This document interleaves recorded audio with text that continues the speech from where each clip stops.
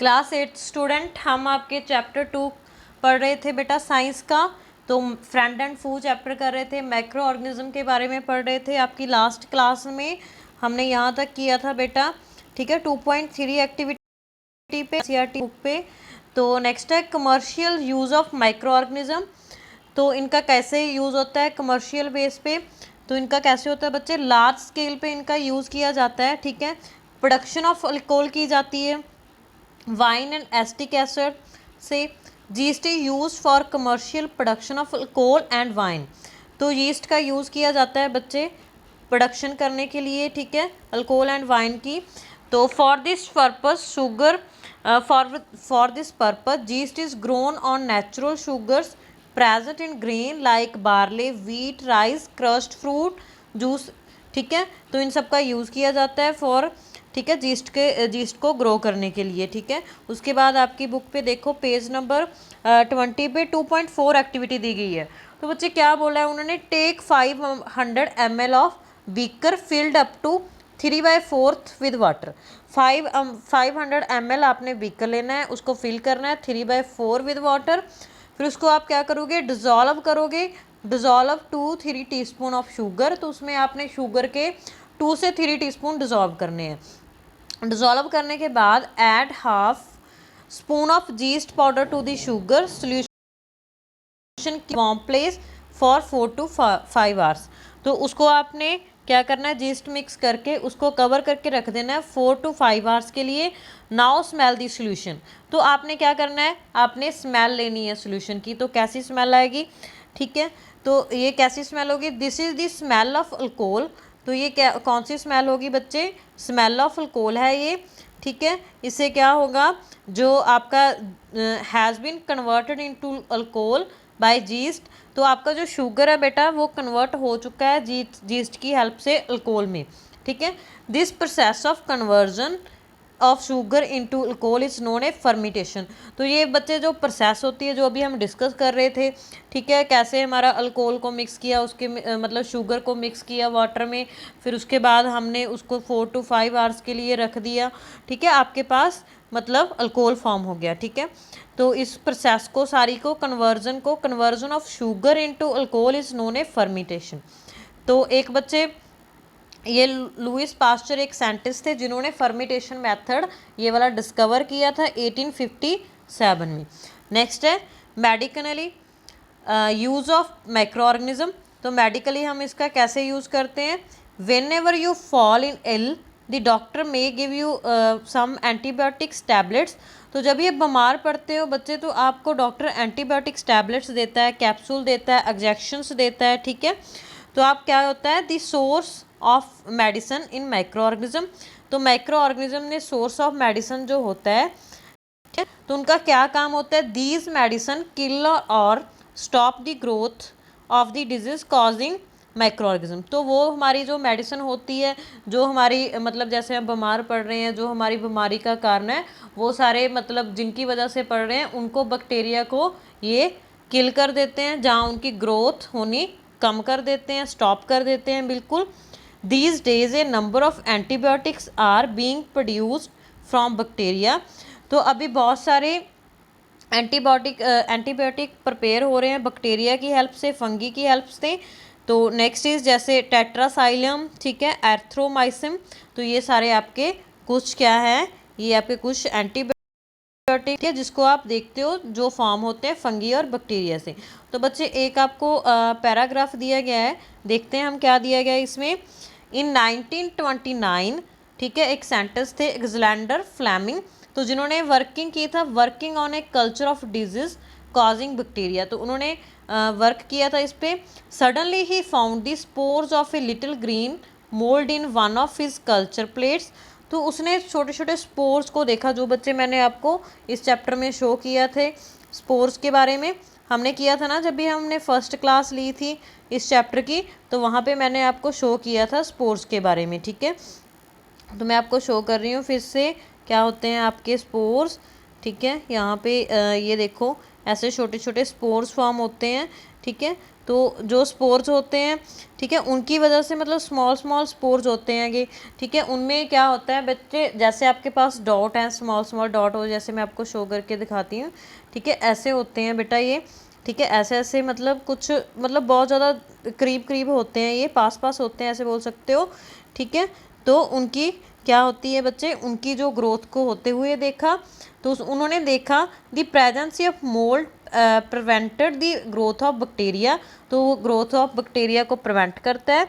In fact it is also called many of these bacteria, तो इनमें से जो बहुत सारे हैं उनको बैक्टीरिया बोलते हैं। From this the mould penicillin was prepare, तो इनसे क्या प्रिपेयर हुआ, पेंसिलिन प्रिपेयर हुई बेटा।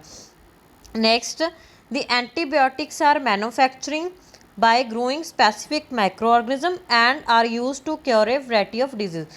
तो जो बच्चे हम एंटीबायोटिक प्रिपेयर करते हैं, ठीक है, वो स्पेसिफिक जो होता है माइक्रो ऑर्गेनिज्म उससे प्रिपेयर होती है, ताकि हम वैरायटी ऑफ डिजीज़ को डील कर सकें, उनसे हम बचा सकें अपनी बॉडी को। Antibiotics are even mixed with a feed of life stock and poultry to check the microbial infection in animals. They are also used to control many plants disease, तो इनका यूज़ किया जाता है बच्चे प्लांट की disease के लिए, ठीक है। बहुत सारे इनके एक्सपेरिमेंट्स भी होते हैं, एनिमल्स पे होते हैं, इन्फेक्शन वगैरह को ठीक करने के लिए, ठीक है।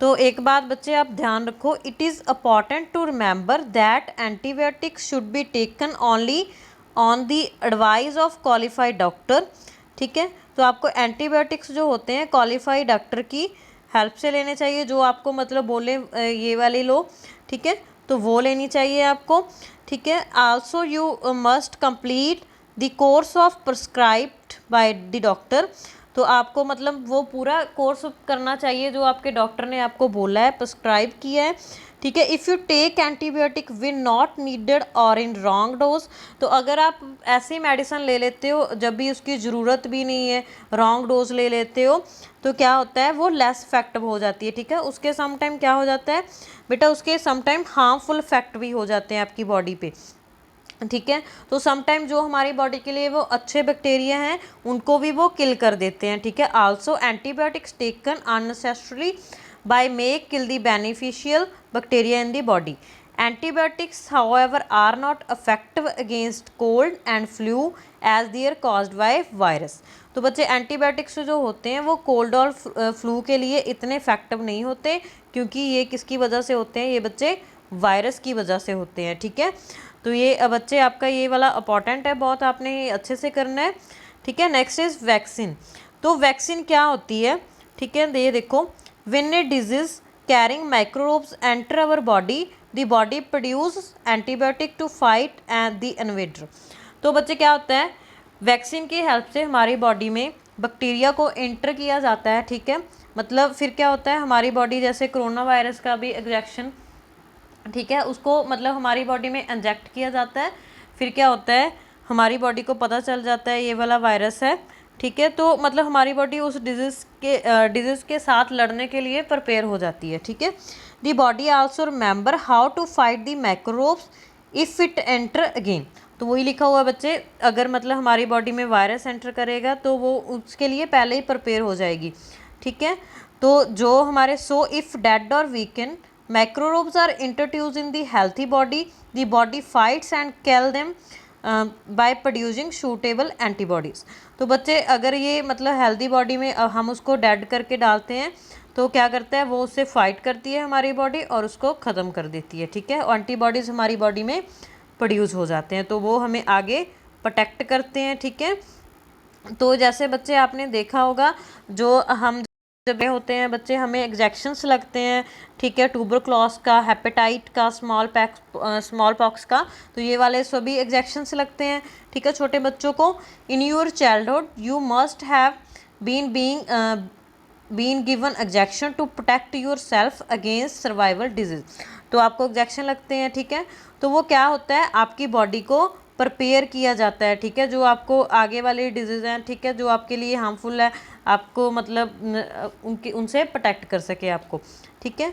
तो it is initial to protect all children against these disease. Necessary vaccines are available in the nearby hospital. तो आपको गवर्नमेंट जो हॉस्पिटल्स होते हैं, जहाँ आसपास आपके हॉस्पिटल है, वहाँ पे ये सारी वैक्सीन्स अवेलेबल होती हैं। You must have seen advertisement on TV and newspaper regarding protection of children against polio under the pulse polio programme. तो बच्चे आप एक ऐड देखते हो, ठीक है, वो पल्स प्रोग्राम मतलब पोलियो पल्स प्रोग्राम होता है, तो आप देखते हो 2 बूंद जिंदगी के, ये वाली ऐड देखते हो ना बच्चे, ठीक है। तो वो एक्चुअल में क्या होती है, बच्चों को एक्चुअल में वो वैक्सीन प्रोवाइड की जाती है, ठीक है। तो a world wide campaign against small pox has finally lead to its eradication from most parts of the world. These days vaccines are made on a large scale from microorganism to protect human and other animals from survival disease। तो अभी क्या हो रहा है, अभी large scale पे बहुत सारे वैक्सीन्स प्रिपेयर किए जा रहे हैं ताकि हमें ह्यूमन को और अदर एनिमल्स को बहुत सारी जो बीमारियां होती हैं उनसे बचाया जा सके, ठीक है। Next is increase soil fertility. तो some bacteria and blue green algae are able to fix nitrogen from the atmosphere to enrich soil with nitrogen and increase its fertility. तो बच्चे हमने आपका फर्स्ट चैप्टर में पढ़ा था, जो हमारी सॉयल होती है उसमें मतलब जब भी हम बार बार क्रॉप को उगाते जाते हैं वहाँ पे, तो उसकी क्या होती है, फर्टिलिटी कम हो जाती है, ठीक है, मतलब वो इतनी न्यूट्रिएंट रिच नहीं रहती है, ठीक है। तो क्या किया जाता है, तो उसको भी उसकी फर्टिलिटी को इंक्रीज़ करने के लिए, ठीक है, जो हम माइक्रोरोब्स होते हैं उसमें, ठीक है, these microbes are commonly called biological nitrogen fixers. तो कुछ जो माइक्रो ऑर्गेनिज्म होते हैं वो नेचुरली मतलब हेल्प करते हैं हमारी क्रॉप को, अच्छा मतलब उसमें न्यूट्रिएंट अच्छे से रहे, ठीक है। तो उनको मतलब फ्रेंड बोलते हैं ह्यूमन के, मतलब फार्मर के फ्रेंड बोलते हैं। तो ये मैंने आपको nitrogen fixing blue green algae show किया हुआ है, ये देखो ये ऐसे दिखते हैं, ठीक है। ये देखो मैं जूम करके दिखाती हूँ, ये बच्चे माइक्रोस्कोपी की हेल्प से पिक ली गई है, ये देखो, ठीक है, क्योंकि मैंने आपको बताया था माइक्रो ऑर्गेनिज्म को आप नेक्ड आई से नहीं देख सकते, ठीक है। नेक्स्ट है क्लीनिंग द एनवायरनमेंट। तो क्लीनिंग द इन्वायरमेंट में क्या है बच्चे, ये हम आपकी नेक्स्ट वाली क्लास में पढ़ेंगे, ठीक है। अभी आपने ये अच्छे से करना है, ठीक है। तो अगर यहाँ तक कोई डाउट हो तो आप पूछ सकते हो बच्चे। Thank you.